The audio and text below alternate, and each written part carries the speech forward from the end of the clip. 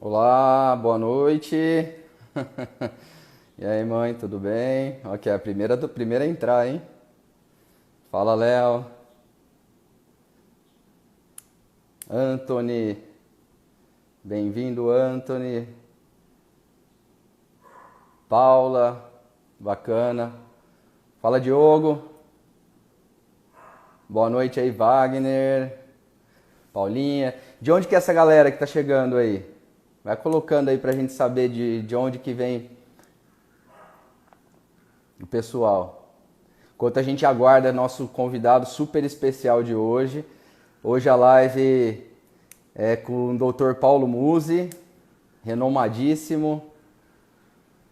E hoje nós vamos fazer uma live em prol do Lar Antoniel de Camargo, que é um asilo daqui da nossa cidade. Como vocês sabem, todas as nossas lives, elas são beneficentes. Olha lá, Salvador, bacana. Vocês estão me ouvindo bem? Legal. Em todas as nossas lives elas são beneficentes, então é em prol de uma instituição de caridade. Nosso convidado super especial já está na área. Já vou trazer ele para o jogo aqui.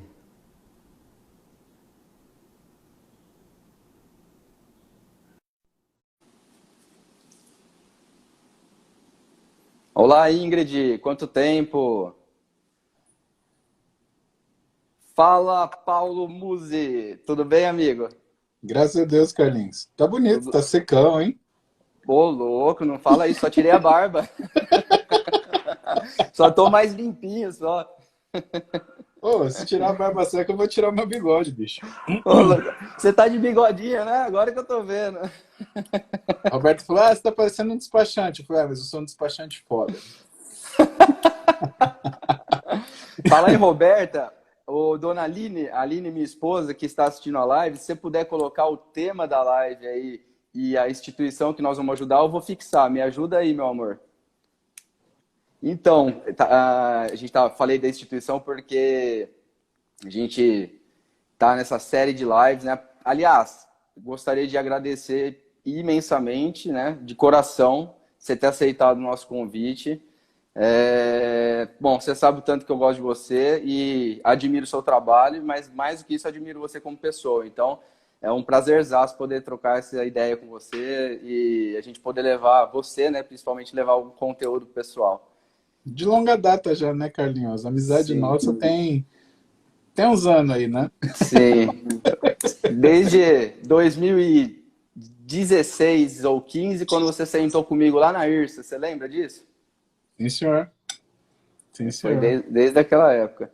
E eu vou tentar fixar aqui, porque acho que a Aline não tá. Publiquei.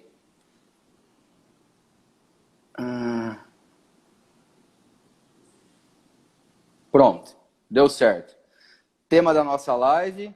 E para quem clicar no mais ali, tem os dados da instituição que nós estamos ajudando hoje. Então, o projeto é assim, para a galera que está chegando aí, vou falar isso, vou pedir sua licença para falar disso agora, no meio da nossa live e no final, porque a gente sabe que a galera tem que ficar sempre atenta ao que a gente está fazendo. Então, as lives que a gente está trazendo pro pessoal, sempre com um profissional renomado, assim como você, que traz conteúdo para a galera de forma solidária.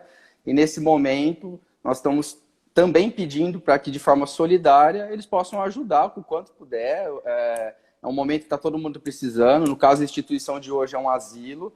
E essas instituições, Paulo, só para a gente fechar esse, antes de a gente ir para o tema, elas fazem um trabalho muito corpo a corpo, né? E elas perderam essa força, né, de conseguir ajuda, porque eles não podem mais sair para pedir, não tem esse contato físico mais, e elas estão mais carentes do que nunca, né? Então tá precisando de tudo lá. E aí quem puder ajudar, qualquer valor é um valor que ajuda. Somando todo mundo aí, garanto que vai fazer muita gente feliz lá. Pra você, Carlinhos, porque... Cortou aí? Não, tá funcionando, aqui tá indo. Mas eu Ah, quero fazer bacana. um elogio pra você, um elogio pro meu amigo, tá? Eu quero que você saiba que pouquíssima gente ajuda, a maioria dos que ajudam, eles ajudam com o que é conveniente. E poucas pessoas olham para outras e falam assim, eu tenho pouco, mas se te ajuda, eu divido o que eu tenho com você. Então, parabéns. Numa época de escassez, você ter esse tipo de atitude, para mim, evidentemente que a gente é amigo há tanto tempo, né? Quer dizer que a gente tem uma relação que é também de afinidade de caráter, né? O Show. que, sabe, eu Eu, não esperaria menos de você, mas é uma surpresa muito boa. Eu admiro você muito. Obrigado. eu acho Muito bom que exemplo. é o que você falou. Se cada um puder ajudar um pouquinho que seja, imagina, a gente consegue. É o que você falou. Pô, às vezes a gente acha que uma ajuda pequena pode ser 5, 10 reais, mas se 50, 100 pessoas ajudam com 5 reais, 10 reais, a gente consegue fazer bastante diferença na vida das pessoas, né? Sem dúvida. Bem legal. E aí, o pessoal tá chegando? E eu estou olhando aqui, porque sabe Hum, que a avaliação física é uma das principais coisas que eu falo, na verdade, né? Porque você não consegue mudar aquilo que você não reconhece, né? Então, qual é o critério de melhora? O critério de melhora é eu acho? Não, não existe eu acho. Aí você vê o paciente depois de 3 meses. Você lembra dele? Bom para você. E depois de 6 meses, se ele ficar sem te ver, você consegue lembrar? Pô, ótimo para você. Agora, se ele ficar um ano sem te ver, e aí? Ele pergunta para você, e agora? Como é que eu tô, né? A gente tem que ter essa resposta. Deixa eu te mostrar algumas coisas aqui, que é de um curso que eu dei em Portugal. Vamos ver se dá para enxergar aqui. vamos lá. Ó, o que você está vendo aqui, tá? É a distribuição de quantidade de gordura no corpo de pessoas quando a gente faz uma tomografia computadorizada para tentar estimar o que é a gordura. Então, esse trabalho ele é muito interessante. É de um pesquisador que eu gosto muito, que é o André Chernoff. E aqui, o que ele conseguiu pegar? Ele pegou pessoas de pesos muito semelhantes, né? Na realidade, 3 pessoas com 65 quilos, uma com 70, porém, todas tinham uma, uma quantidade de gordura corporal de 27,5 kg, tá? O único que tinha um pouquinho mais que isso, né, era o quarto Ô, indivíduo. Paulo, Oi, Paulo, deixa eu te cortar eu... rapidinho o raciocínio, porque é a plataforma que você sabe que eu sou super especialista, né, no Instagram e nas lives. Tem como Manda. interromper os comentários? O pessoal está reclamando que os comentários estão todos na frente do seu slide aí, não estão enxergando. Tem. Como que eu faço? Essa é a pergunta. Você vai em comments aí embaixo. Aí comments tem 3 pontinhos. Clica no 3 pontinhos, Já aí ele tem... fiz. Já Boa. fiz. Aí. Garoto, agora tá Mas, profício. Então vamos mas lá. vai que eu desligo aqui tudo, né? Melhor perguntar. Não, vamos lá. Então, o que é legal nesse trabalho de André Chernoff? Né? E a gente carece muito de trabalho de avaliação física. Né? Ele conseguiu pegar pessoas que tinham exatamente a mesma quantidade de gordura corporal. Tá? Então, esse indivíduo A, tá, ele tinha aqui seus 27,5 de gordura corporal, indivíduo B, 27,6, indivíduo C, 27,5, indivíduo D, 27,6. Vocês viram tudo isso aqui. Só que percebe que na tomografia, no corte axial, você tem uma variação de formato. Né? Então, se a gente adota, por exemplo, um tipo só de avaliação e adota isso falando, mas é a quantidade de gordura total que manda, a gente desprezaria uma coisa muito importante, que é quantidade de gordura visceral. Está aqui. Então, o que acontece? Você vê que a gordura visceral dos pacientes ela muda. A gordura visceral é esse cinzinho um pouco mais claro aqui. Não sei se dá para Uhum, enxergar dá pra bem, ver. tá? Dá. Mas é aqui, ó. Deixa eu clicar na... Aqui, ó. Esse cinzinho é mais claro aqui, tá? Uhum. Então, esse cinzinho mais claro, ele é justamente a gordura que a gente está olhando. Esse indivíduo, ele tem a mesma quantidade de gordura total, 27,5, mas olha só, a área adiposa, 87 centímetros de gordura corporal. Esse daqui mais ainda, tá? Deixa eu fazer sumir só isso aqui. Some, diabo. Pronto. Pronto, nada. Vou pegar aqui.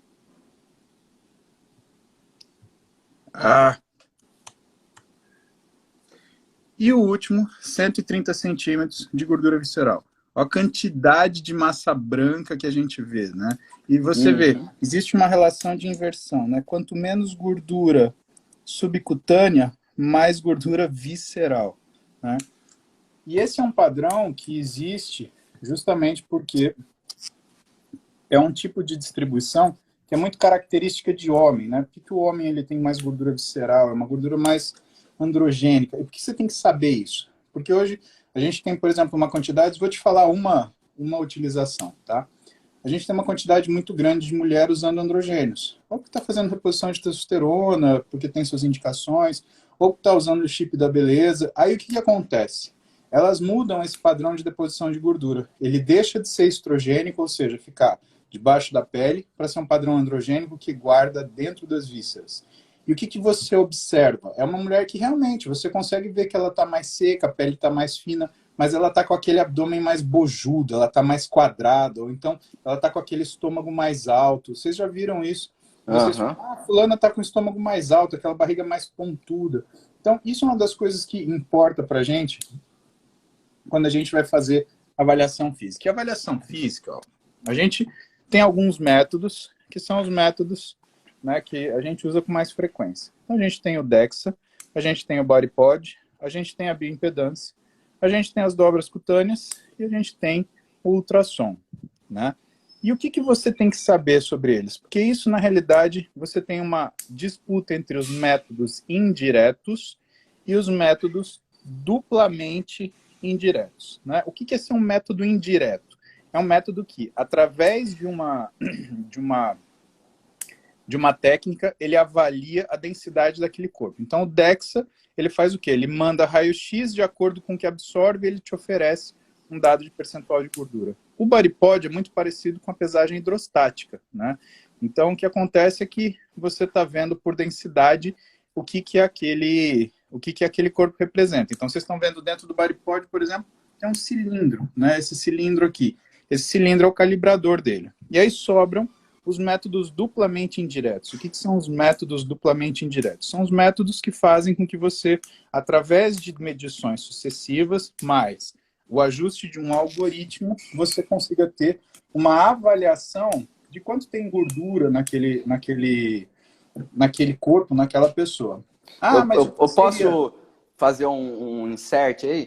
Por favor. Porque a gente costuma dizer, o body, principalmente a questão do body metrics, né? Porque a gente costuma, nessa escala de separação de métodos, a gente costuma dizer que ele tem duas entregas, né, Paulo, na verdade. O body metrics, ele está tanto na avaliação indireta, quando a gente está trabalhando em cima das imagens de ultrassom somente, sem extrapolar esses dados para gerar um relatório, quanto duplamente indireto. Então, assim, quando a pessoa trabalha em cima apenas da imagem, observando espessura de músculo, espessura de gordura, é um método indireto também, que é baseado em princípios e leis físicas, que no caso é aí a velocidade de som em diferentes densidades de tecido, né? Só que A aí gente... Você me você falou é acelerou, de eu ia chegar nisso, porque o que é Ah, importante do ultrassom? O ultrassom ele é o único método que você pode fazer em consultório que ele te dá a avaliação indireta da massa muscular. Então, ele acaba tendo uma vantagem, por exemplo, pelo método de dobra, porque muita gente compara ele com o método de dobra, né? E no método de dobra, você está avaliando a gordura subcutânea e está calculando a massa muscular. Quando você faz o ultrassom, o que o ultrassom te dá? A espessura do tecido muscular. Então, ele consegue fazer para você uma avaliação mais precisa. Então, o método de dobra ele é muito bom, mas ele vai ser melhor quando o seu objetivo é só calcular gordura. Se você quiser calcular massa muscular, aí a coisa é um pouquinho diferente. O método do ultrassom ele é um pouco mais adequado, né? E ele tem uma vantagem ainda, além disso, que é você saber qual grupamento muscular que você teve esse ganho. Então, se o cara tinha por objetivo melhorar, por exemplo, a massa muscular do tríceps, né? O que você consegue? Você consegue medir aquilo que é a espessura do tríceps, o que você não consegue pelo método de dobra, porque ele te estima uma quantidade de massa muscular, mas ele não fala onde ela está. Aliás, nenhum outro método fala, né? Esse que é o grande problema. O único método que teoricamente falaria é você fazer uma ressonância magnética ou uma tomografia computadorizada, mas Chega lá no laboratório e fala, eu gostaria de fazer uma ressonância Mano, magnética para avaliar pra a ver. massa muscular do meu bíceps. O cara vai te mandar catar coca no A mesma, chão, cara. o mesmo, a gente sabe que muitos locais ainda indicam, né, por exemplo, para a composição corporal geral, assim, total, o DEXA, né? E ele também é um método, né, de alto custo e que emite radiação, não é uma coisa que você faz toda hora também, né? Que você fica se É, submetendo a todo momento a uma avaliação dessa, né?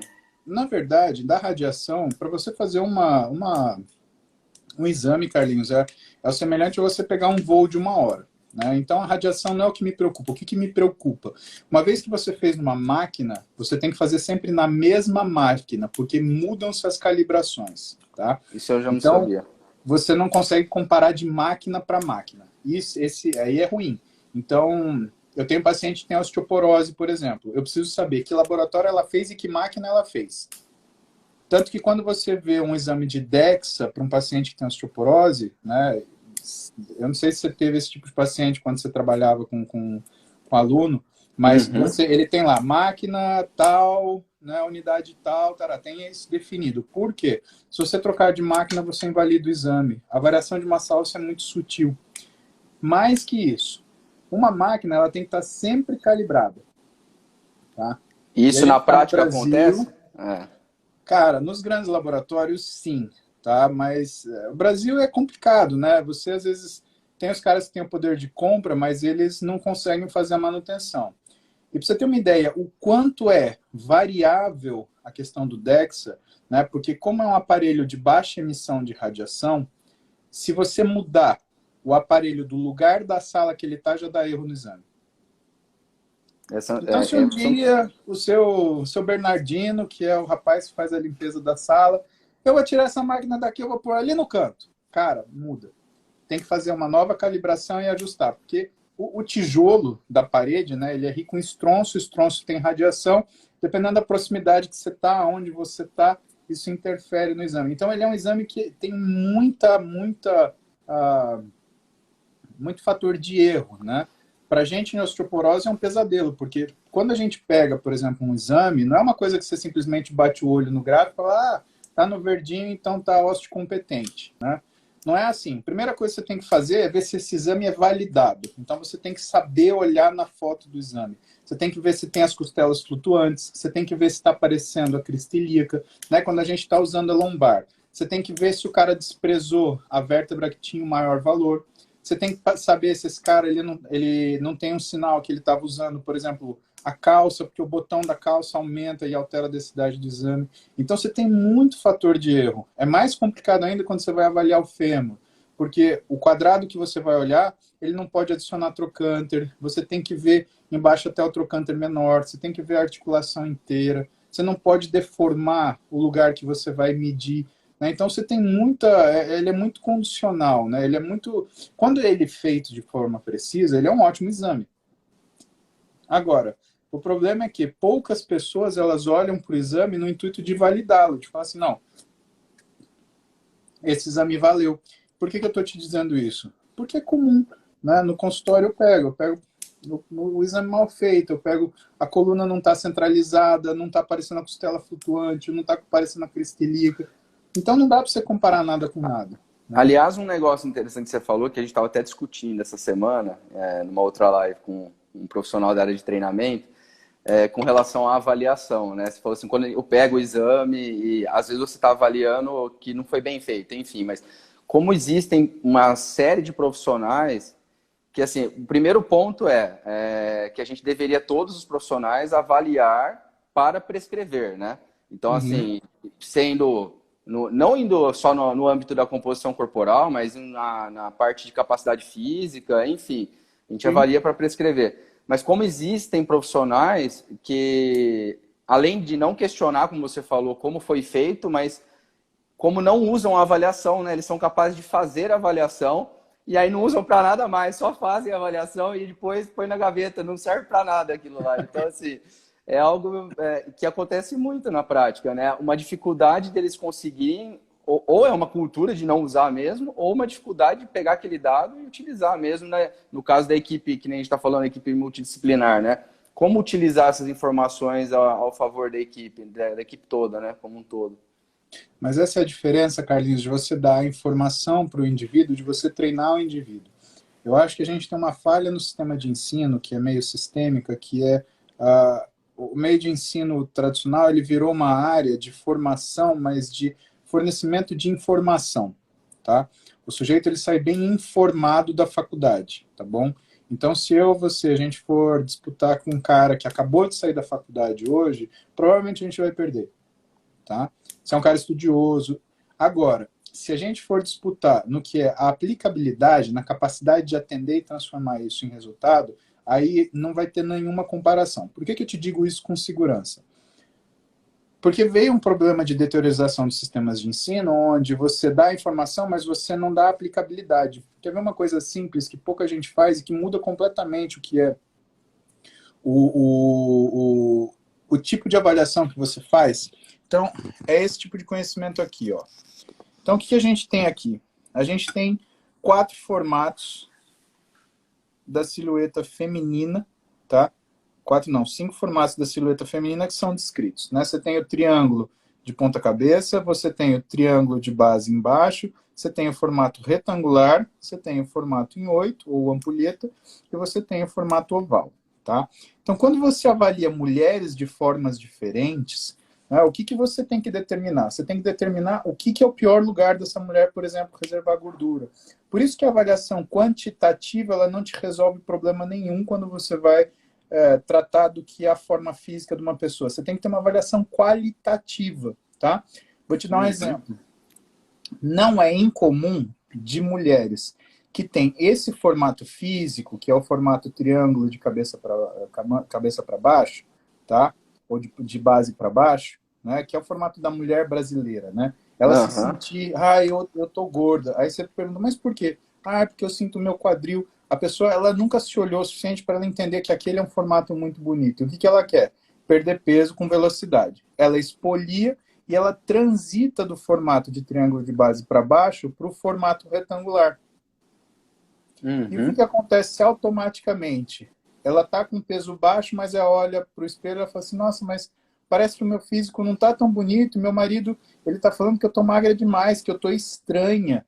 Então, porque o formato retangular ele é um formato mais androgênico, né? Ele não é caracterizado pelo corpo de curvas que a mulher costuma ter, principalmente que você vê expresso nos formatos de triângulo de base para baixo ou o formato ampulheta, né? Então é fácil você fazer o que a pessoa quer, mas entregar um físico que ela não quer. Você vai lá, entrega a perda de peso, mas você piora o físico dela fazendo isso, né? Então, quando você tem um trabalho para você fazer, que ele envolve a modificação física de uma pessoa, a primeira coisa que você tem que saber é que ela não sabe o que ela está pedindo. Ela não tem essa percepção, né? Você fala, ela quer emagrecer, mas não sabe como vai ficar no fim das contas, né? Não tem essa ideia de análise, autorreferência, né? Ela não sabe reconhecer as coisas. Então, ela acha que emagrecer é o peso que está na balança. Ela acha que, se você entrar numa sala de 100 pessoas, por exemplo, e fizer a pergunta, quem quer emagrecer aqui? As 100 pessoas levantam a mão. Até quem está contente com o físico, você fala, mas quem que não quer perder pelo menos um meio quilinho? Qualquer um fala assim, eu quero perder mais um meio quilinho. Né? Mas o que significa isso? Eu comparo com meus pacientes, eu falo para eles o seguinte, falo, olha, então faz o seguinte, vamos apostar, eu vou te dar um saco de dinheiro. Só que, junto com o saco de dinheiro, eu vou te dar uma conta para você pagar. A conta eu te falo, é uma conta de 50 mil reais, e eu vou te dar um saco de 2 quilos de dinheiro. Você aceita? Eu não sei quanto tem lá dentro. A pessoa, evidentemente, ela pergunta assim, mas a nota é de quanto? Eu falo assim, pode ser nota de R$2, pode ser nota de 100. Eu vou te dar 2 quilos de nota de R$2, mas está aqui a conta de 50 mil reais para pagar. O que sobrar é teu, mas se faltar, você põe no seu bolso. O que eu pergunto para a pessoa? Você aceita esse desafio? Ela fala, aí não. Por quê? Porque ela já faz imediatamente uma análise qualitativa do que está acontecendo. E com o físico das pessoas, isso também é verdade. O que ela está fazendo comigo? Ela está falando assim, eu quero perder 2 quilos, 3 quilos. Ou seja, eu quero que você me dê esse saco de dinheiro. mas eu quero só em nota de 100. Eu não tenho como fazer isso, né? Entendi. Se eu for usar o que é a premissa da pessoa, eu vou estragar o físico dela, porque realmente ela não sabe se identificar. Então, a primeira parte de qualquer profissional, quando ele avalia o paciente, é colocar ele de biquíni, de sunga na frente do espelho e ensinar ele a se olhar. Falar, olha, você tem um corpo cujo desenho é assim, se a gente perder a mão da perda de peso, você vai ganhar aqui. O oposto também é verdadeiro, né? A pessoa que quer ganhar massa muscular e quer ganhar peso a todo custo, eu quero pesar 90 quilos, eu quero pesar 100 quilos. Então, mas se você ganhar peso, você tem uma tendência de ganhar neste lugar, isso vai fazer com que o teu corpo ele tenha uma relação de aparência assim, XYZ, né? Então é a primeira coisa. E se a gente não tiver na mão uma forma de avaliação que seja muito precisa para a gente saber tratar o que é a parte qualitativa de forma muito precisa, a gente não consegue explicar para a pessoa o que está acontecendo. E essa falta de posicionamento no físico dela que faz com que a gente tenha uma piora naquilo que é a qualidade física geral que ela apresenta. Eu terminei as slides aqui. Se você quiser colocar o PIN para deixar os dados para o pessoal aí contribuir com a coisa, eu acho legal. Tiver comentários. Olha lá. Tá fixado ali. Abaixo do nosso aí, tema pessoal, da live. Lembrando aí que o Carlinhos está fazendo esse trabalho maravilhoso aí para a gente ter vocês aí como forma de mudar o que é a realidade de uma instituição de caridade. Então, é aqui embaixo, vocês vão ver o destinatário. Eu estou meio cego, eu vou ler de mais perto. Então, ó, Lar e Internato Otoniel de Camargo, tem o CNPJ, o banco é o Sicredi, tem o número da agência e da conta. Então, a gente pede para vocês, né, fazendo a doação que vocês puderem. A gente sabe que a quantidade de pessoas que assistir essa live vai ser determinante, né, que seja R$5, que seja R$10, pessoal. É o volume que faz a diferença, tá bom? Obrigado aí por estarem assistindo. E vamos seguir no assunto. Toca a próxima pauta aí. Qual que é, Carlito? Não, então, eu acho que assim, a gente estava falando dessa questão da dificuldade de como inserir essas informações, né, da avaliação física nesse contexto multidisciplinar, porque eu acho muito importante que falta hoje você tem uma clínica multidisciplinar, mas imagina, na grande realidade dos profissionais, um nutricionista, ou às vezes um personal trainer, ele trabalha sozinho. E esse cruzamento de informações, desse tipo de avaliação, é muito importante, porque às vezes o cara está lá na outra ponta prescrevendo uma dieta que não vai de encontro com o momento da periodização do treino que o personal está fazendo. Então, essa avaliação, ela tem que estar tudo muito alinhado, né? A avaliação de capacidade física, de composição corporal e o que ambos estão fazendo, né? E isso não acontece muito, né? É algo que a gente não... Como que você vê isso, né? Como que você enxerga isso para dar uma dica para a galera? De forma muito clara, Carlinhos. O pessoal está começando a entender o que é multidisciplinaridade, mas não entendeu o que é interdisciplinaridade. O que é a diferença das duas coisas? Multidisciplinaridade são profissionais trabalhando em paralelo. E agora, interdisciplinaridade são profissionais que trabalham em paralelo, lastreando o trabalho de um com o outro. Então, eu não trabalho o mesmo paciente que você, independente do que você faz. Eu trabalho aquilo que o meu paciente precisa de acordo com o que você está fazendo. É um pouco diferente isso. E por que chama atenção para isso? Porque, na realidade, os melhores profissionais, eles trabalham em interdisciplinariedade, tá? O que ele faz? Ele condiciona o trabalho dele ao seguinte e o seguinte condiciona o trabalho de si ao próximo. Por que isso é importante? Vamos supor que eu tenha, por exemplo, um profissional de educação física que faz um acompanhamento para um sujeito e ele dá para ele um aumento de volume de série para ele conseguir melhorar a muscularidade, né? Porque, afinal de contas, não é só tamanho que a gente gosta de muscularidade, né? E para muscularidade, tudo indica, até hoje, né, que o que é mais eficiente é o aumento de volume, né? Até porque se você aumentar a intensidade de forma brusca, o que acaba acontecendo é aumentar muito a chance de lesão. E como a gente lida com pessoas que são pessoas não atletas, né? O que acaba acontecendo é que esses não atletas, eles acabam tendo menos recurso para se cuidar. Na hora do treino, acabam se machucando mais também, né? Pois bem, suponha que ele chega para o nutricionista dele e fala assim, ah, mas eu queria secar mais um pouquinho.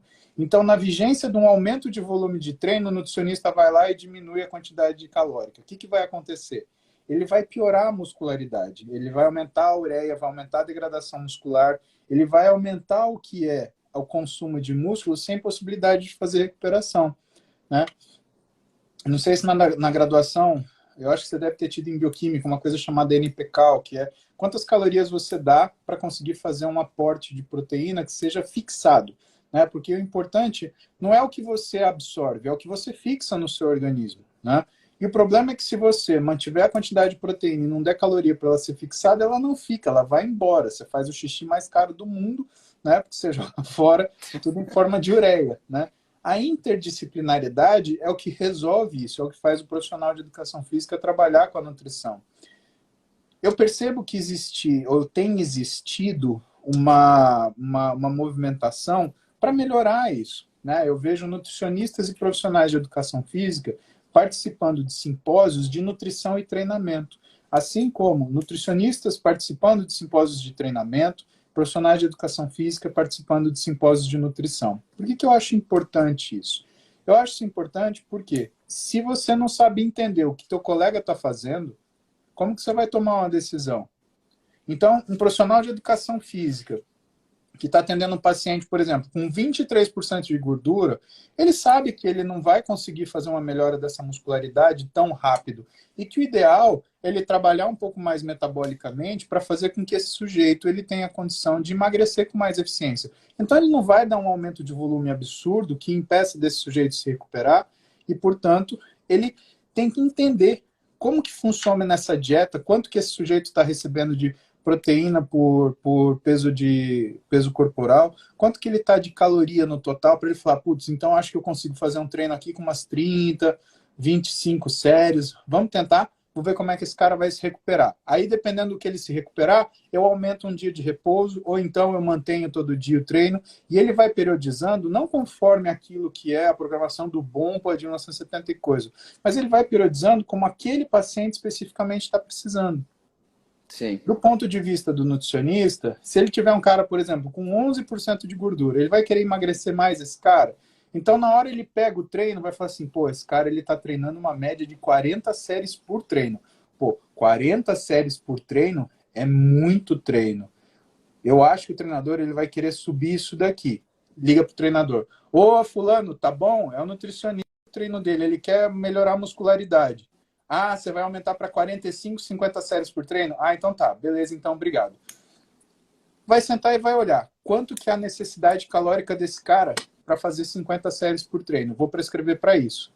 Porque lembra que a questão da qualidade física, na verdade, ela é uma relação entre a espessura da gordura que fica em cima do músculo e a espessura do músculo que fica embaixo da gordura. Como que você aumenta a definição? Diminuindo a espessura da pele.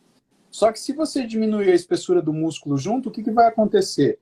Você mantém a proporcionalidade, você só está fazendo o cara murchar. Ele não aparece, né? A musculatura não aparece, né? Exato. Agora, de outra sorte, e se você aumentar a musculatura? Você aumenta também a definição. Só que se você aumentar a gordura, você atrapalha tudo embaixo, né, o processo. Né? Sendo profissional de educação física, o cara que vai trabalhar aqui na massa muscular, sendo nutricionista que vai trabalhar na gordura e na alimentação da massa muscular, o que tem que acontecer? O nutricionista ele tem que entender de treinamento inevitavelmente, porque dependendo do que for mostrado a ele em relação ao tipo de trabalho a ser feito e o quanto ele concordar na forma, porque as pessoas também têm o direito de discordar, né? Então muitas vezes a gente senta com colegas e fala, concordamos que discordamos, ponto final, né? Ele, pelo menos ele vai ter uma base para saber o que ele está fazendo. E aí o trabalho fica mais bonito. O profissional de educação física fica com mais tesão de treinar, o nutricionista fica com mais tesão de atender, não é aquele paciente refratário que falha, aí ele põe a mão no peito e fala assim, pô, acho que sou eu que estou falhando. E isso para um profissional é muito ruim, né? Ele começa a perder o amor no que ele está fazendo, porque ele começa a ficar descrente da capacidade dele de trabalhar, né, Carlinhos? E o mais importante é quem está na ponta, né? O paciente, né? Como que ele fica, né? Porque ele tem que ficar contente, né? E ter o resultado também, né? Senão fica numa guerra de profissionais e a peça fundamental não chega lá, né? Na verdade. Mas eu gosto de olhar todos os ângulos, sabe? Porque eu percebo que quando o treinador e nutricionista se dão bem e fazem um trabalho em conjunto, né, o paciente melhora. Todo mundo que tem satisfação no trabalho, Carlinhos, faz um bom trabalho. Agora, nem todo mundo que está satisfeito com o que faz consegue fazer um bom trabalho. O inverso não é verdadeiro. Então, eu faço questão que a minha equipe ela tenha satisfação para trabalhar, para ficar na linha de frente, para atender com conforto, para fazer essas coisas com liberdade, né? Então, eu me esforço para quê? Para que eles tenham a maior qualidade e quantidade de informação possível, que é o que, para mim, vai ser determinante também na qualidade de atendimento do paciente, né? Eu sou um cara que não consegue... Eu não olho a medicina como um sacerdócio. Eu acho que a medicina é uma profissão, tá? E sacerdócio parece que você está fazendo uma caridade. Não, você não está fazendo uma caridade. É sua obrigação, moral e profissional. As duas coisas. Então, não tem nada a ver com isso. Então, como profissão, você é obrigado a fazer o melhor possível. Por quê? Porque você tem brio, porque aquilo faz parte da sua honra, do seu código de caráter. É isso que você está fazendo. Sendo assim, e sendo muito verdadeiro, eu não vejo como você pode criar uma relação humana assimétrica na satisfação, né? E aonde vem isso? Vem isso quando as pessoas elas me perguntam, mas quanto eu cobro? Quanto você quer ganhar? Aí, eu quero ganhar tanto. Aí eu pergunto, você acha que o seu trabalho vale isso? Não sei. Como que você resolve isso? Eu resolvo estudando e aumentando o meu nível de conhecimento. Então tá. Então, para você ganhar o que você quer, você tem que estudar aquilo que você sabe que faz falta em você, mais aquilo que você desconhece, porque o seu conhecimento até então impede que você tenha tantas dúvidas quanto uma pessoa que muito trabalha e muito faz isso, né? Então, dessa forma, o que que eu entendo? Eu entendo que todo mundo tem que estar feliz, todo mundo tem que estar satisfeito. Se você falar para mim, você seria feliz fazendo o que você faz de graça? Não, não seria. Não seria porque é uma forma de reconhecimento. Recompensa, né? Isso, exatamente. E eu aprendi isso com uma paciente minha, né? Logo no começo que eu estava atendendo, eu atendia um paciente por semana, minha consulta custava R$ 200. Estamos falando 15 anos atrás. E eu dava um retorno para o paciente ainda, né? Porque eu precisava ver mais vezes, eu não me satisfazia e tal. E essa paciente em especial, ela sempre que ia no consultório, ela queria pagar. E aí um dia eu sentei com ela e falei, Fulana, mas né, não precisa, eu estou fazendo esse ajuste para você. Ela falou assim, Paulo, ela tinha a minha idade, só que ela era uma potência, ela trabalhava com informática e ela era uma potência, ela mexia, para você ter uma ideia, com a segurança digital do Banco do Brasil. Era um dos trabalhos dela, um dos. Né? A mulher é um gênio, um gênio, um gênio, um gênio. E ela virou para mim, olha só esse gato. Ó, vou te mostrar quem que tá usando aqui. Essa é a Cookie, tá? A Cookie tá querendo aparecer. Cookie, Cadê? Não, põe ela agora. Já que ela quer aparecer, ela tem que aparecer. Ei, Cookinha! Essa é a Cookie. Olá, Cookie! Oi, teu Carlinhos! Na última live, a Sani aqui em casa quis aparecer, mas ela não apareceu propriamente. Ela só ficou estragando um pouquinho, latindo bastante atrás. Ela apareceu bastante, mas ficou latindo. A Cookie quis derrubar aqui. Então, assim, ela me ensinou uma coisa, ela falou assim, nunca deixe uma pessoa te pedir, por favor, aquilo que é a única coisa que você tem para vender para oferecer sustento para sua família. Por isso eu falo com as pessoas que casar-me e ter filhos foi uma lição de pragmatismo muito importante, porque até eu me casar com a Roberta e ter filhos, né, eu tomei muito calote. Pra você ter uma ideia, eu trabalhei no hospital de chefe de trauma durante 3 meses. Eu atendia durante o dia, operava na madrugada esses casos e eu ia embora. Primeiro mês não me pagaram, não, porque está ajustando, porque é o convênio, tá bom. Segundo mês não me pagaram, não, porque está ajustando, porque é no convênio. Terceiro mês não me pagaram. Eu tinha conta, né? E aí eu sentei com a Roberta, eu ia sair para dar plantão, e aí ela falou assim, escuta, eu não vi cair na sua conta nada desse lugar. Eu falei assim, mas eu tenho que ir por causa disso. Ela falou, tudo bem, então você vai hoje, mas a partir dessa semana você vai trabalhar no seu consultório. Que foi assim que eu comecei a atender todos os dias no meu consultório, né, também.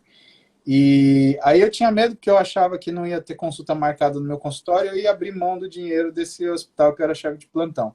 Ela virou para mim e falou assim, simples, quanto você recebeu até agora? Eu falei, nada. Então você está com medo de não receber o quê? É. Vai trocar o quê? Nada por algo. A possibilidade de ser melhor era total, né? Porque se tivesse uma consulta já era melhor. Pois é, né? E assim, eu tava pagando para trabalhar, combustível, estacionamento, tudo isso. E aí eu cheguei no lugar e fui falar com o diretor do hospital, né, na época, ele tinha sido comprado, eu fui falar, olha, tá acontecendo isso, isso, isso. Ele falou, ah, é assim, eu não vou te pagar e se você quiser receber, é só entrar na fila que aí, dependendo do que a justiça determinar, eu te pago ou não, né? Porque se eu também não tiver dinheiro, eu não vou te pagar. Aí eu olhei para ele e falei, ah, muito obrigado. Eu liguei para o meu chefe direto, do coordenador de médico, e falei, olha, a partir de hoje eu não volto mais. Não, você não pode. Eu falei, eu posso, eu não recebo tem 3 meses. Pra você ter uma Caramba. ideia, em 2000 e... Estamos falando de 2000 e...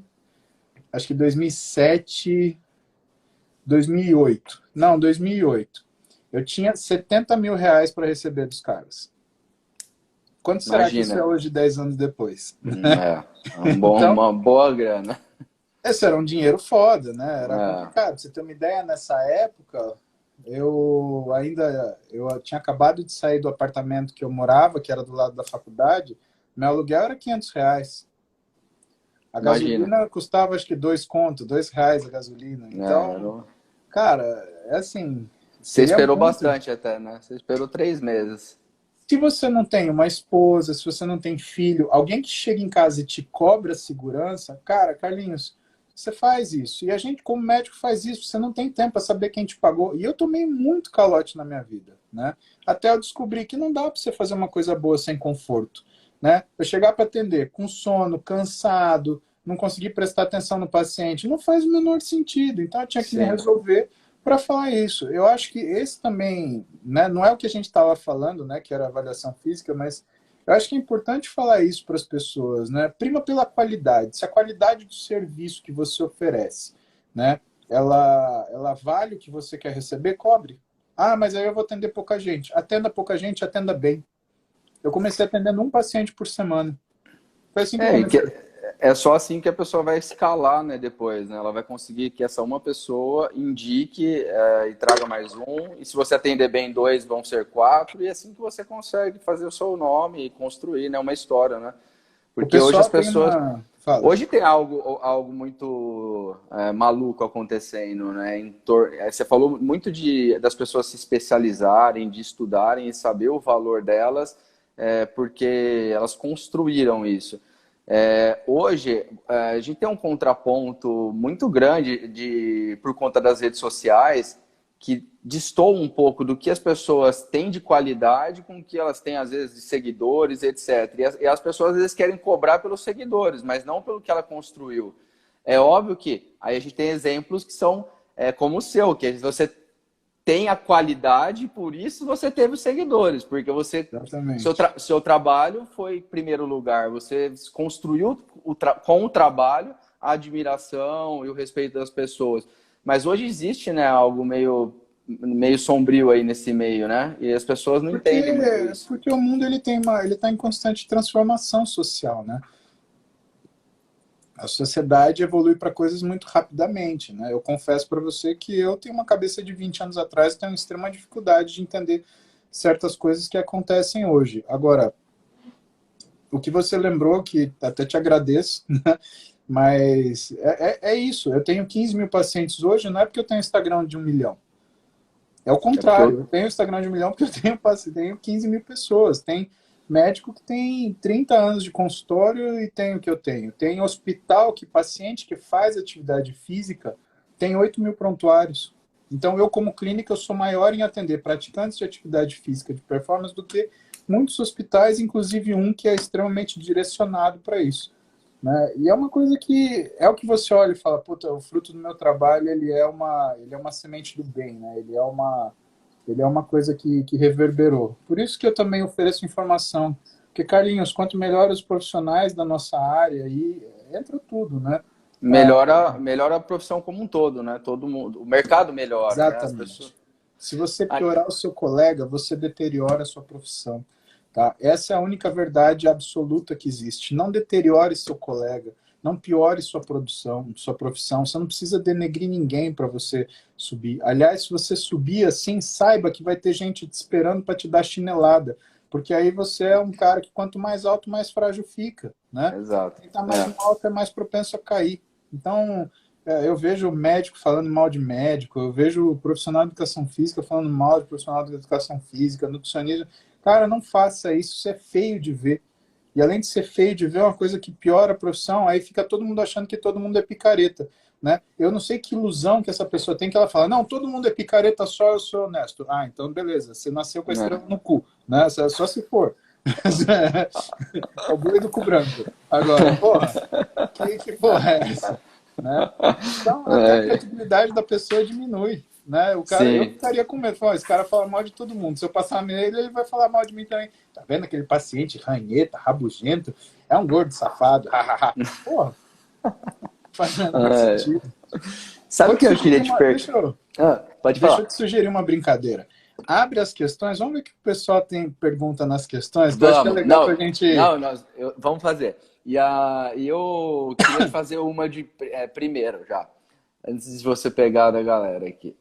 Eu libero os comentários, né, e aperto aqui. Tem dois quadradinhos, um do lado do outro, que são as questões, né? Tá. Aí você aqui libera Tá liberado aí. Você consegue acessar também ou só eu que acesso aqui? Não consigo, só você que acessa. Tá, então vamos lá. Escolhe. Aí, galera, aproveita para fazer suas perguntas que o Carlinhos ele vai fazer aqui. A gente vai responder uma bateriazinha para você. Olha lá, me perguntando aqui, Lu Santos. Boa noite. O Body Metrics é um método de avaliação indireto ou duplamente indireto? Ficou aquela dúvida lá que a gente acabou comentando. Então, se você for ver ele para avaliar percentual de gordura, ele é duplamente indireto. Mas se ele for para avaliar a espessura da massa muscular, ele é um método indireto, porque ele te dá a espessura do tecido. Né? Por isso que eu falei, é um método que eu prefiro quando eu vou avaliar um paciente mais musculoso, onde o objetivo é avaliar o que é o que é o ganho muscular, inclusive segmentar desse indivíduo. O que é legal do Body Metrics, só para frisar também, é que a gente consegue analisar a qualidade muscular também, né? A questão da gordura intramuscular, né? Então, sim, dá para a gente ver melhoria dessa questão da gordura intramuscular. Vamos lá. Mesma pergunta. Tem uma aqui que diz Enciclopédia Muse.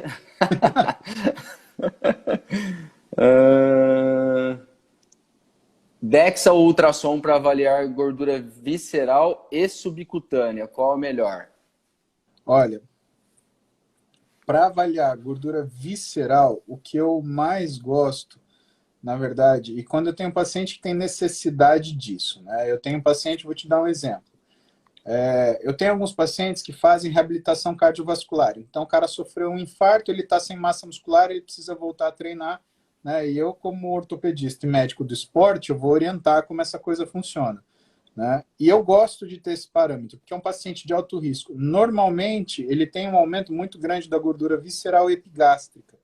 Tá? Só que para fazer essa avaliação, eu preciso de uma secção transversa do corpo. Eu preciso que pegue o sujeito que nem uma salsicha e me dê uma foto do que é ele cortado assim. Então, o método para você fazer isso, que seja o mais preciso, é a tomografia computadorizada ou a ressonância magnética. Mas aí entenda, eu estou fazendo isso com um paciente que tem uma causa onde, quando eu observo que existe uma diminuição da gordura epigástrica, eu percebo que o risco dele cardiovascular cai. Eu não confio só em um método de avaliação. Por que eu estou falando isso para você? Porque às vezes eu olho no exame do sujeito e eu com drogas eu baixo o colesterol dele. Ah, fica lindo. LDL abaixo de 70, se é um caso de muito alta gravidade, abaixo de 50, né? Triglicérides mais baixo do que 100. Então eu consigo fazer esse ajuste. Porém, entenda que uma coisa é o que o exame me mostra, outra coisa é o que está acontecendo no paciente. Então eu sempre olho para o exame... a cookie destruindo a casa. Eu sempre olho para o exame e eu vejo se aquilo não é simplesmente uma mudança no número da folha. Né? E aí o que eu faço? Eu peço um exame de imagem para ver, pô, esse cara baixou o colesterol, aumentou, por exemplo, o HDL, melhorou o ciclo endógeno do colesterol, aumentou a remoção de LDL, portanto diminuiu o risco inflamatório. Ou olha a gordura epigástrica, pum, ela diminuiu. Opa, o remédio está fazendo efeito. Ou seja, ele não está só varrendo a gordura para debaixo do tapete, escondendo ela. Ele está fazendo o que ele tinha que fazer, que é baixar o risco cardiovascular por baixar os lípidos sanguíneos. Legal. Deixa eu te inserir uma pergunta rápida.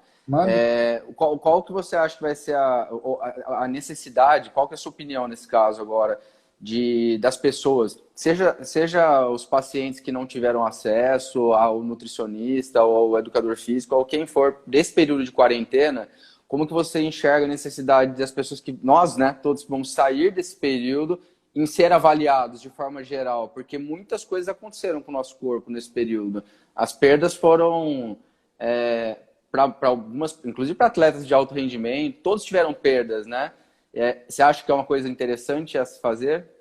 Uma avaliação ao retorno, para que as pessoas, de repente, saibam o estado atual e também, de repente, pensando numa capacidade física, o cara não vai voltar a treinar como um maluco agora, como ele estava antes. Ele não está no mesmo momento hoje, né? Carlinhos, você não sabe, você não pode tratar aquilo que você não pode medir. Então, você precisa fazer a avaliação, tá? E eu acho que quem não fez avaliação antes também, porque não tinha um treinador, não tinha um nutricionista, né, ou quem nunca cuidou disso, se deparou com uma situação que foi um freio de mão metabólico. O sujeito não saiu mais de casa, não ficou mais de pé, não caminhou mais, ele ficou de pijama o dia inteiro, fez home office, ficou vendo porcaria no WhatsApp, seguindo o site de política que fazia briga, comendo que nem uma vaca louca. E aí, como é que tá? O problema da inatividade é um. O problema do excesso de alimentação ele é outro. A inatividade ela aumenta a velocidade de deteriorização muscular. E o aumento da alimentação? Ele piora a questão metabólica que aumenta a deterioração muscular. Então você tem um mecanismo de um ciclo vicioso péssimo que põe esse cara, por exemplo, sei lá, eu chuto um número. Eu acho que o pessoal que ficou parado esses 45 dias perdeu pelo menos acho que uns 2 anos de vida. Né? Por quê? Porque não é que vai morrer 2 anos antes, é que essa pessoa envelheceu mais rápido, ela desadaptou mais rápido. Então o que ela vai notar? Que ela vai sair de casa, que ela sai e vai ficar cansada, que ela vai voltar do trabalho muito mais cansada e estressada do que ela estava habituada a ficar, que ela não vai aguentar o mesmo ritmo na hora que ela voltar. Então, isso é um sinal importante de resistência física do indivíduo. E eu acho que é fundamental, depois disso, ela ter uma consciência de que pelo menos o que ela tinha antes, que seja resgatado. E aí sim, o nutricionista e o profissional de educação física para, respectivamente, o nutricionista trazer para uma condição de alimentação mais fisiológica. Por quê? Porque ela estando em casa com ansiedade, ela perde a saciedade, ela vai comer mais, vai comer pior, a escolha de alimento piora. E como é que volta? Voltando ao que era antes, negativo. Se essa pessoa voltar em restrição, o que acontece? Ela pode fazer uma situação de compulsão alimentar, que é uma coisa muito, muito provável de acontecer. Porque a ansiedade fica, por mais que o problema esteja resolvido. E no caso do destreinamento, essa pessoa precisa de um recondicionamento, porque senão ela vai começar a trabalhar segunda, ela suporta, terça, ela tolera. Na quarta-feira, ela já vai falar, não estou aguentando mais, e tem quinta e sexta para ela trabalhar ainda. Sim. E se ela corre o risco de se machucar de repente também, né? E se ela se exaurir, não vai ser sábado e domingo que ela vai conseguir resolver o descanso dela. Ela vai continuar cansada, e aí ela vai piorar a qualidade de vida, uma coisa leva a outra, a gente está meio que lascado. Então, eu acho que passando isso, primeiro que a gente não deveria ter parado, né? Alguma coisa você tem que fazer, se movimentar, que seja andar na rua, e me desculpe o povo apavorado, mas é o seguinte, se você andar na rua com mais de 2 metros de distância de uma pessoa, você não vai pegar nada, tá? Aí é histeria, desculpa, eu sou médico, eu entendo dessa porra e, assim, eu tenho que bater o pau na mesa, porque senão o que fala é fofoca. E eu sou do ponto de vista que, assim, quando você tem muita gente que não é de uma área falando dessa área, isso não é informação, é fofoca. Sim. Os jornalistas estão falando, qual é o diploma deles? É de jornalismo. Desculpa, é fofoca, isso não é informação. Você quer saber informação? Quero saber como é que vai emagrecer. Pergunta para o nutricionista. Ah, eu tenho uma doença metabólica e sou gordo. Pergunta para o médico. Ah, eu quero saber como vai treinar. Pergunta para o profissional de educação física. Ah, eu me machuquei, quero saber o que eu vou fazer. Pergunta para o ortopedista e fisioterapeuta. É assim, gente. A Com primeira certeza. mulher que recebeu um Nobel por economia chamava Eleanor Ostrom. Essa mulher, ela é fantástica, né? E a professora doutora Eleanor Ostrom, não foi por isso que ela recebeu o Nobel, mas ela tem um trabalho muito interessante que mostra que a civilização só evoluiu porque nós fomos capazes de dividir funções. Isso quer dizer que quanto mais você divide função e delega responsabilidade, mais evoluído é o nível da sua sociedade. Quando você tem um médico falando de medicina, um profissional de educação física falando de treinamento, um nutricionista falando de alimentação, um fisioterapeuta falando de reabilitação, você tem uma sociedade organizada, em desenvolvimento e avançado. Quando você tem outras pessoas falando de temas que não lhe competem, como pretexto de informar ou não, isto é ruim. Isso significa que a gente voltou para um estado muito elementar e que, na verdade, a nossa sociedade é extremamente regredida. Por quê? Você tira a voz de quem tem propriedade para falar uma coisa e coloca em quem tem uma oportunidade de falar uma coisa. Isso é muito diferente. Então, não deem valência para as pessoas que falam por oportunidade. Tá? Até porque existe muito oportunismo e hoje está cada vez mais transparente. E é importante que vocês olhem isso. Intenções, tá? Escute seu médico, escute seu profissional de educação física, escute seu nutricionista, escute seu fisioterapeuta, escute seu psicólogo, escute seu pai, escute sua mãe, escute sua mulher. Dê atenção e carinho para os seus filhos, passe a mão na cabeça dos seus avós, fale que você os ama. Essa é a receita da felicidade e do sucesso, não tem mais o que ser dito. Show de bola. Pera aí, vamos ver se eu puxo. Cara, tem 34 perguntas, não vai dar para responder uma, acho aqui. Vamos ver. O nosso tempo aqui, vamos ver. Tem que escolher uma aqui no dedo.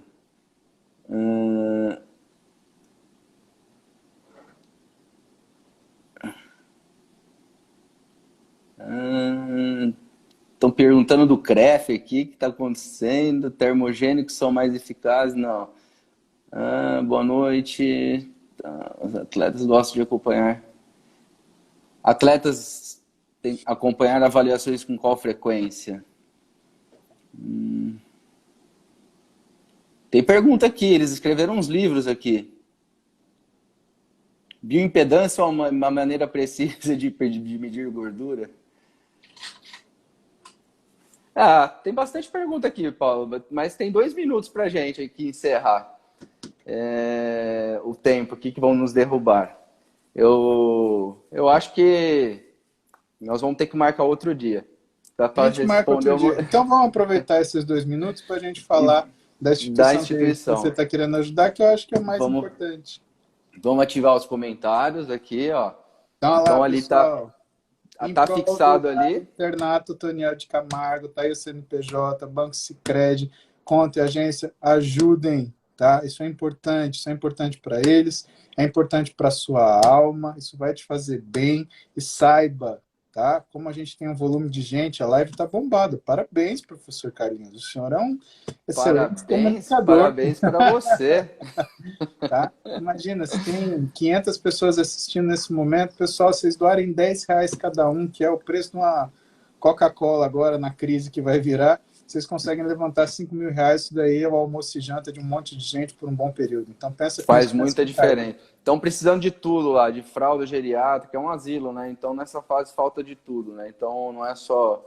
E assim, eu acho que a mensagem é essa, principalmente aí pro pessoal as 500 pessoas que estão aí estão por conta do Paulo e que simpatizam com o Paulo, que sabem que você é essa pessoa que entrega tudo de forma solidária, conteúdo, simpatia, seu trabalho. Vamos usar isso para tocar o coração de todo mundo que também possa ajudar aí de forma solidária, que esse é o objetivo desse bate-papo nosso, né? Foi muito bom, Carlinhos, muito bom falar com você, saudade de você. Cara, brigadão, de verdade, você ter aceitado o convite mais uma vez. Foi um prazer enorme para nós. Sim, fez a nossa equipe toda, né? Vou falar em nome do time da Body Matters. Todo mundo ficou muito feliz com essa live cedida por vocês, seu tempo precioso. Foi um prazerzão, meu. Fica com Deus, tudo de bom e parabéns pelo trabalho. Você também. Manda um abraço para todo mundo aí, para a família toda. E espero que a gente possa se ver em breve aí, pessoalmente. Sim, senhor. Também espero. Se ver e dar um abraço. Beijão no Beijão. coração aí. Você